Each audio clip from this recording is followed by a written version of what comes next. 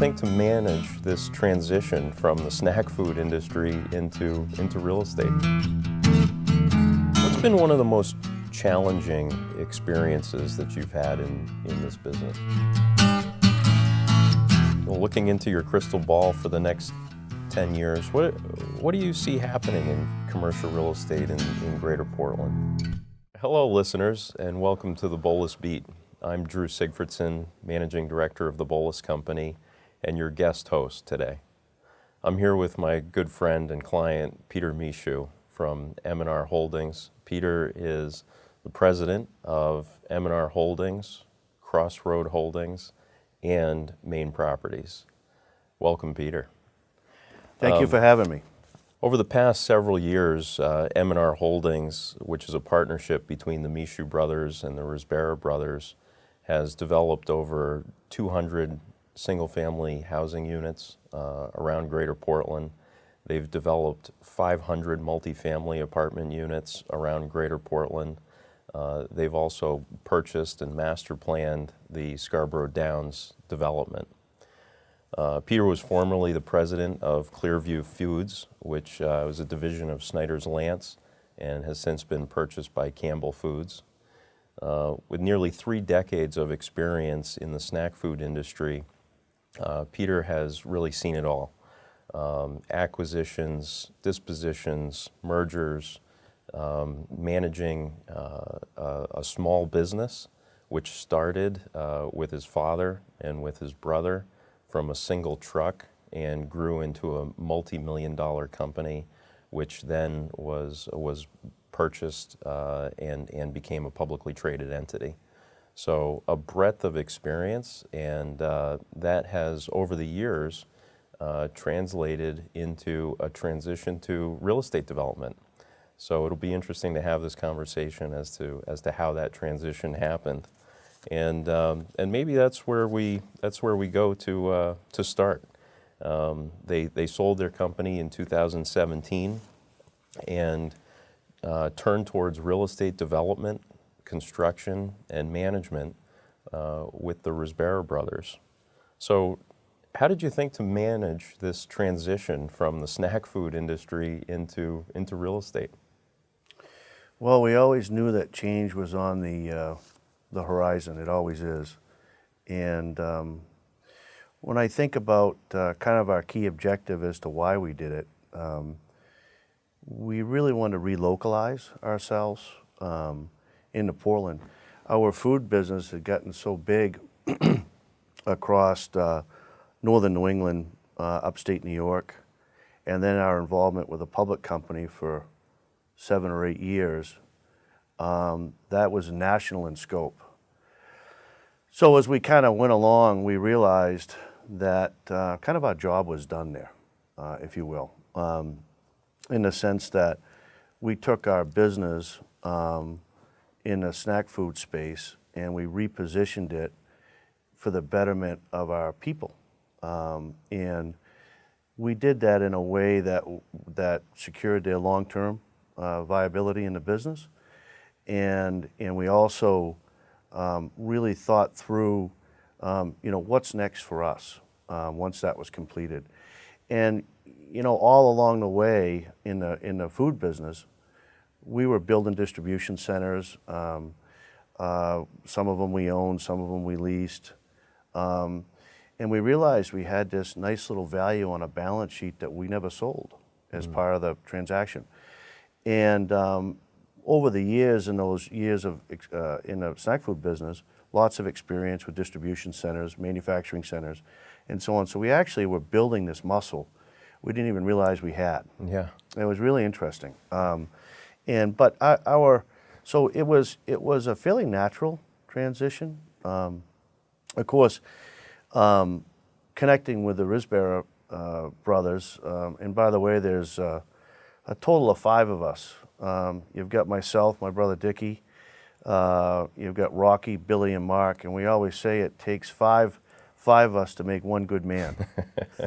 So it's an interesting group, very, very smart, all entrepreneurial, but it was a fairly natural transition. But our primary driver, as I think back, it's an interesting question, but primary driver was to relocalize and ultimately build something that really rings the bell on Portland, southern Maine, and really kind of leave a legacy of sorts of what we were doing, gathering all our history up, better said, and kind of plunking it into this community which we grew up in and love. Well, you're certainly doing that. You're making a really impressive footprint and seem to be Appreciate that. doing it right. Yeah. So the relationship with the Risberas, how long has that been in existence, and how did that come about where you got into business with them? Oh gosh, we've been lifelong friends. Over 30 years. I don't want to give my age away. I'd say it's probably 40 plus years. But I think they were a local business, very successful, very well regarded, and we had done various investment transactions with them over the years, different things, different subdivisions. We were always kind of on the silent side of those. We didn't do, they've done plenty on their own, but we would participate in different transactions. So as we were doing that, we were thinking, well, heck, this is a good diversity for us, diversity effort, and in terms of our income streams and investments and so on. Billy and Rocky and Mark approached us about developing some of these, developing market rate apartments, and the timing was right. It kind of hit on our objective to relocalize, and Yeah. we took off. But we've done lots of things together. Terrific people, very full of integrity, and we tend to have the same core ingredients. Now, when you've gotten into some of these partnerships, you started business with your dad and with your brother, and now you're in business with three brothers and good friends that you've known for a long time. How, sometimes I've heard, partners are meant for dancing. Yes. But you have long time partnerships that really seem to go well. Right. What do you attribute that to? For us, we all have our goals, we all have our strengths, we all have our weaknesses. And, my thought is it's set up in such that we can be very nimble. There's always one of us has more experience than someone else with a given situation, and we pivot back and forth, and we're very flexible. We communicate extremely well. I'd say we over-communicate, actually. We hold our meetings faithfully. Nothing gets in the way of our Monday morning 9 o'clock meetings, and we do well. We do well with that. It's never easy, but if the old adage goes, the juice is worth the squeeze, for sure. When you look across the portfolio, it's interesting that you said you were a silent partner for a period of time. I feel like in this market, within a very short period of time, 5 years, 7 years, you developed an enormous portfolio of new market rate apartments with a Maine Properties, which is a management company, and maybe you could talk about how many properties they manage for yourselves and for third parties. Mm-hmm. And it seems like it really grew up overnight, and it was impressive to see.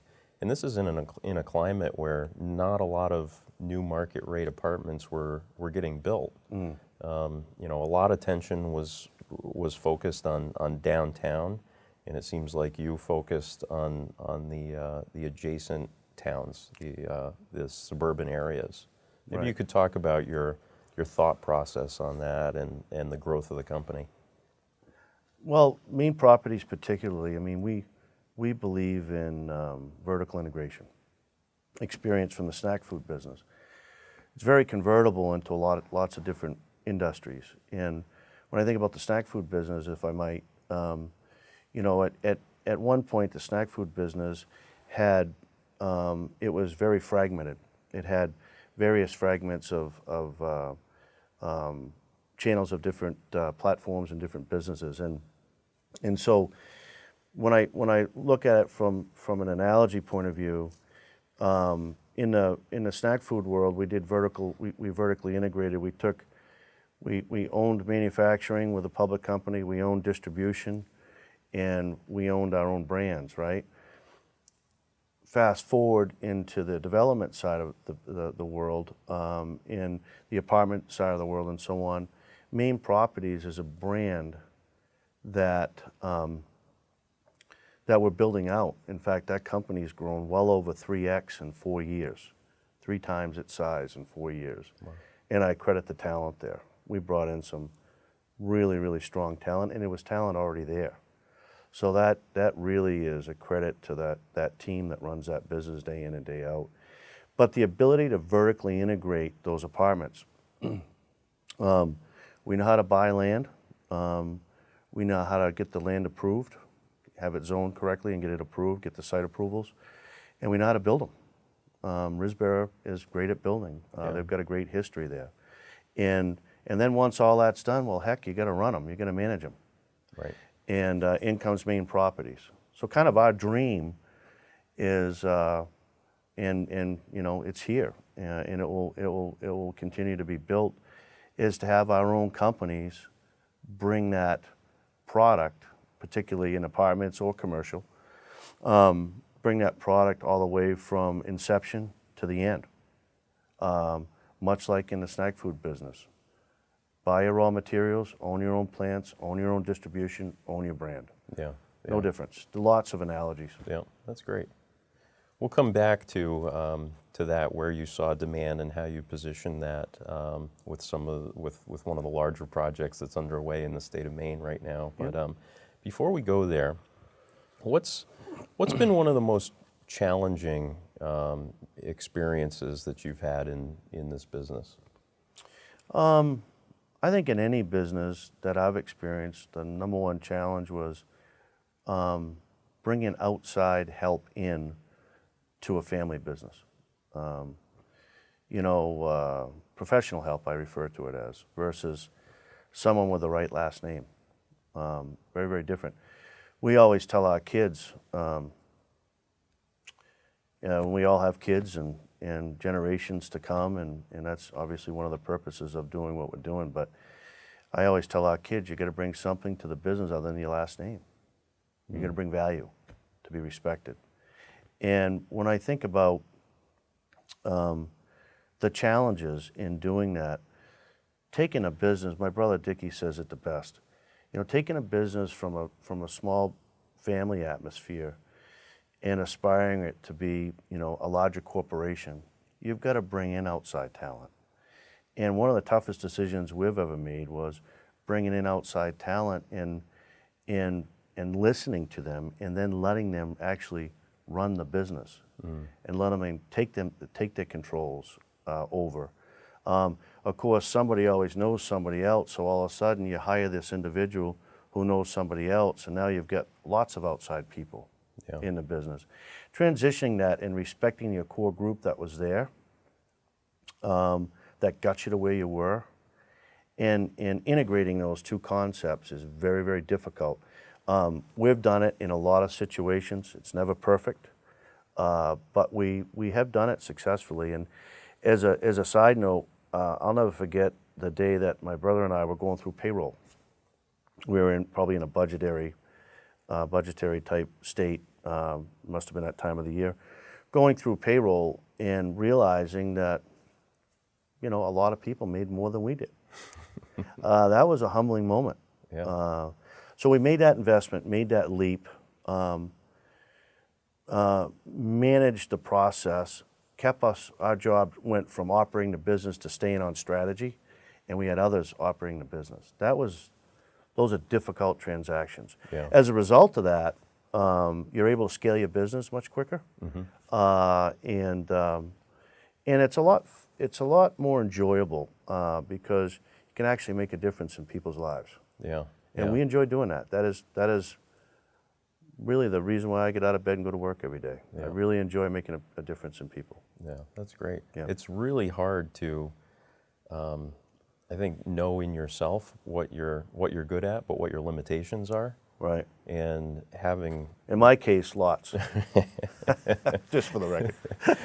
but it's checking your ego, right? And Yep. saying, listen, I know what I don't know, and I need to hire these other people in order to take us to that next level, to take us to that next step. And a lot of people have a really hard time doing that, especially Yeah. as entrepreneurs, where I feel like a lot of people think that they're maybe the smartest person in the room. Yeah. Which we all have our limitations. So. Oh, sure. Yeah. So That's absolutely true. Absolutely true. You've done a great job with that. We appreciate that. We have a large respect for our people and our teams and everything. Everybody's got to be willing to learn. I think for us, it's really simple. Best idea wins. Yeah. We don't care where it comes from, Yeah. and then we go execute it. Yeah. Yeah. That's great. So speaking of ideas and execution, Scarborough Downs. So that's what I think most people, would think of when they think of the Michauds and the Risberas at this point. It's Scarborough Downs, called the Downs now as a master plan development project. Now, this property was on the market for several years, and the numbers that were thrown around in terms of the value and even the asking price was enormous, tens of millions of dollars.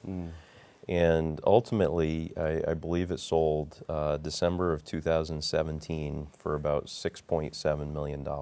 Yep, that's right.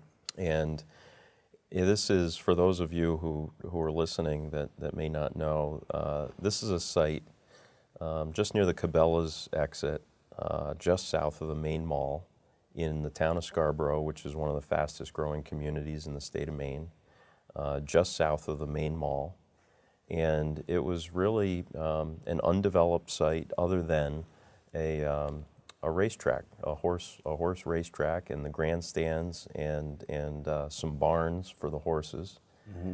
And they were talking about maybe doing like a casino there or other things, and it really just languished for a long time, unfortunately. Right. So, a really daunting project in terms of the size and scale. And how did you approach that, and how did you decide to approach it? Well, how we decided to approach it was, either Rocky or Billy kind of queued us up that it very well might be back on the market. We knew that it was on and off the market, being local and so on, but it was always out of our scope. And we got the idea to kind of look into it a little bit once it came back on the market. And the thought process was, well, we're having success with these apartments, and we're having success in general with our partnership, and so on. Things are going well. Let's take a look. I will say that I believe it was Rocky that called me. I think I drove off the road or fell out of my chair. I can't remember which it was when he said, we ought to take a look at that. I'm thinking, wow, that's one big elephant. So as we did our research, it was interesting. We did, do quite a bit of research on it very quickly. That project or that site, Scarborough Downs, was under contract 15 times in 17 years. Wow. Literally under contract. And of course, they never closed. And the driver of that, the clear majority of those deals, those concepts, were based on some gambling licenses. So it was really building off the track and so on. And that had gone to vote in the town a few times from a municipality point of view, and just barely lost. And so that was going on. As we looked at that research, we said, well, that's interesting. I think the high point, Drew, in what it was under contract for, which was all public, was $34 million. If I might be $1 million or $2 million off either way, but Yeah. it's a big number. Yeah. But again, that was tied to gambling. That was one of the performance requirements for the seller. And so when we looked at it, the other interesting piece that kind of came into play was the zoning had changed. Kudos to the town of Scarborough. They saw an opportunity for the Downs to be kind of their growth area, their new downtown concept.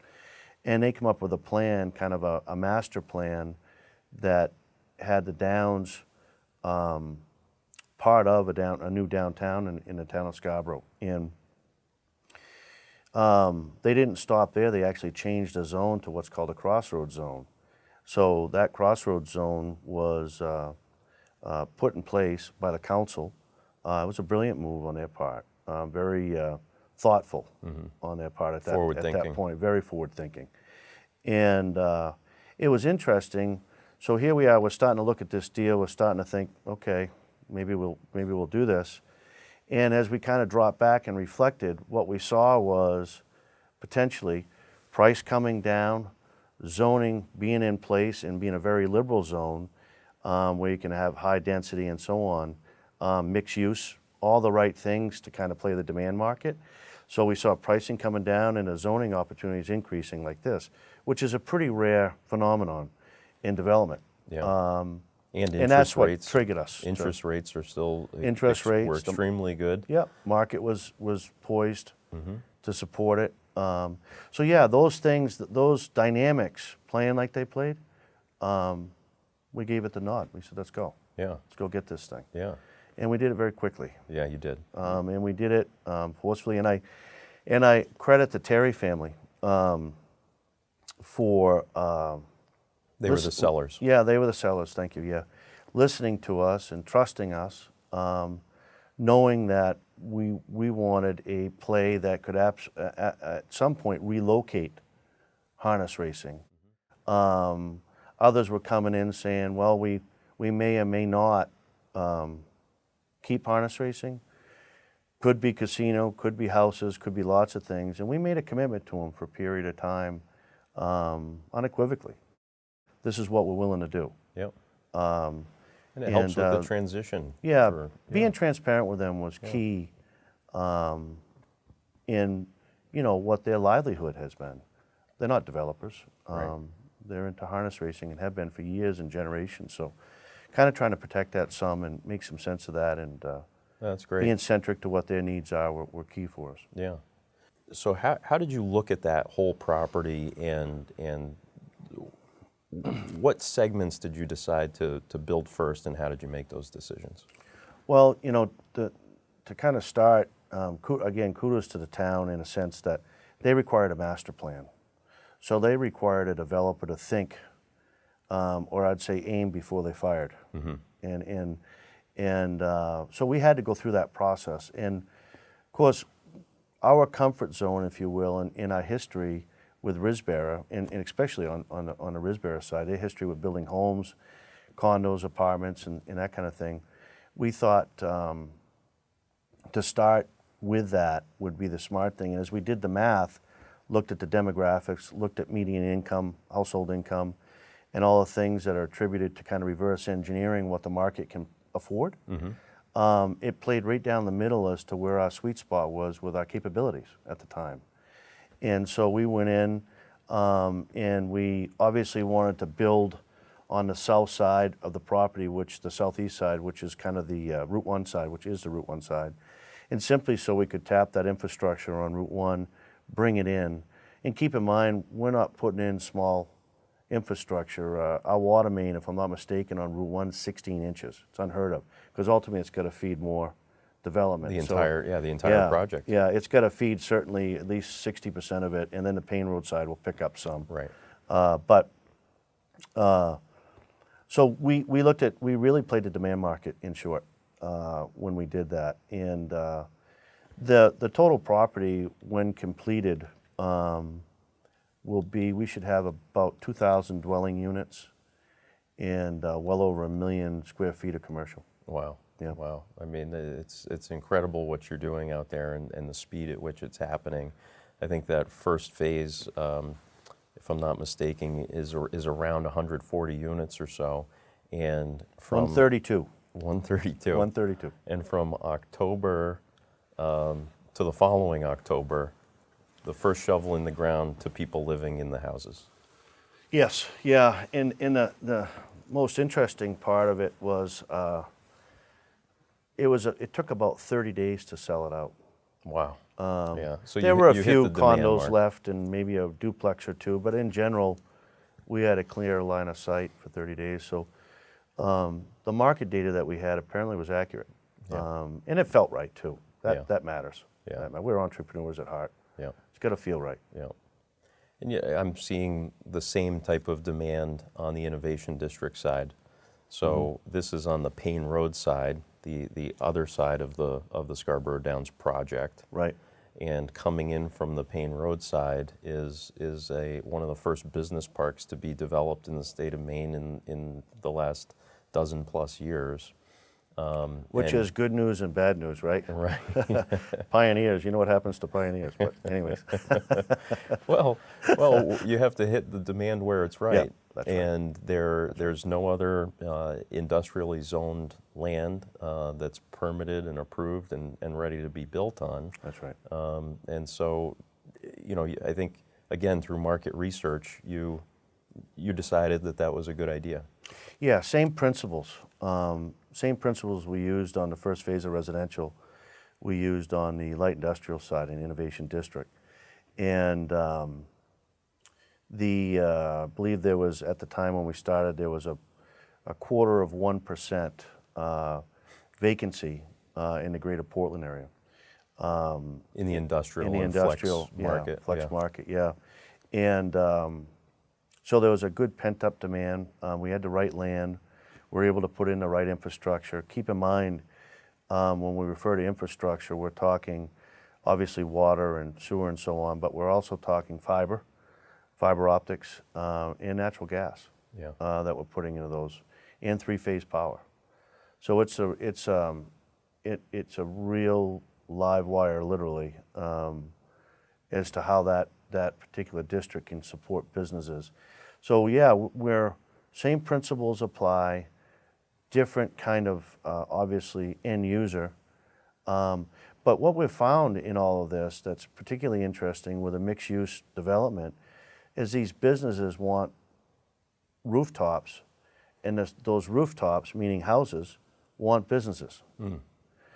We have this. It makes sense. It does make sense, and it's to have that large of a parcel and be able to deliver on a live, work, and play environment. I mean, we're really going to do that. That's really what is happening. Yeah. There are interest levels from large businesses to come in there, in large industries to come in there, and the excitement of those employees to be able to live near their work and actually be able to walk to work is real. Yeah. It's yeah. a new place, and we actually have parking. Right. So it's kind of it's an interesting dynamic, Yeah. to say the least. I think it'll be interesting to see post-pandemic what businesses decide to do. And this idea that you were just talking about of having the employees live right next to their businesses, or having the employers live in close proximity to their businesses, it's really a different dynamic. Mm-hmm. Yeah, it is. The need to be flexible and innovative is critical. And the innovative part would be, you go to an office user and you say, okay, you've got 800 employees. You collaborate with them early and you say, hey, what is it that we can do to help you be a better company? And what I mean by that, a better place to work, live, and play. And we want to integrate ourselves into that behavior. So for example, something as simple as a daycare, where the daycare is located. Something as simple as a community center where a pool might be located. Something as simple as a breakfast spot to take your kids out on Saturday morning. These things that we're communicating with these businesses that are showing interest so that we can build a platform that makes them a better place to work, gives them a competitive edge, helps them recruit and retain good talent. Right. So we're thinking about that in a real holistic manner, and with our business backgrounds, it's not very difficult to do, quite frankly. We have to be customer facing, customer centric, and really stick to that and live within those boundaries. Looking into your crystal ball for the next 10 years, what do you see happening in commercial real estate in Greater Portland and in Maine in general? Well, I think southern Maine will remain strong. I'm sure it will ebb and flow some, but what's interesting to me is the footprint of Portland's got to grow. And what I mean by that is when I say it's got to grow north of the city, and it's certainly got to grow south of the city, and it's got to grow west of the city. And I think we'll need some dynamic changes in our infrastructure to do that, to provide for that. And I also think the outcome of good infrastructure and good footprint growth to allow for additional growth in southern Maine for Portland would also allow Portland kind of a clear line on increasing their commerce. God bless Portland, have been hit so hard with the pandemic because our revenue sources are not diversified enough. Heavy restaurant, basically heavy tourism. Heavy tourism, yeah. Heavy hotel. I think as a result of this pandemic and just in general good business, the idea is your revenue streams are diversified. And there's plenty of opportunity in Portland to do that. So I think we'll see some of that behavior, and as a result of that, I think you'll see the footprint of Portland grow, provided we allow for the infrastructure for that to happen. And I think certainly to your point earlier, the rural nature of southern Maine as it relates to some of the big cities, for example, Boston, I think there's good business opportunities for business to relocate here and provide for a better place for people to live, more affordable, have parking at work, have parking at home. Yeah, and there's a lot of hidden costs. Be close to the ocean and great trail systems and the mountains. And Portland's got a lot to offer, and I think as a result of the unfortunate situation we're in, I think you might see businesses looking more at, gee, I like that rural setting. I like being able to offer my team a place to live, a place to play, a place to work. I think there's some things there that we'll see come through in the next decade. Yeah, well, hopefully you and your team are partial beneficiaries of that. We will be. Yeah, we will be. We're going to innovate and do the right things. Yeah, well, great work. Peter Michaud, thanks so much for joining us today. If you'd like to learn more about the Boulos Company, please be sure to visit us at www.boulos.com. You can find us at the Boulos Company on Facebook, at the Boulos Co. on Instagram and Twitter. Thanks so much. Thank you.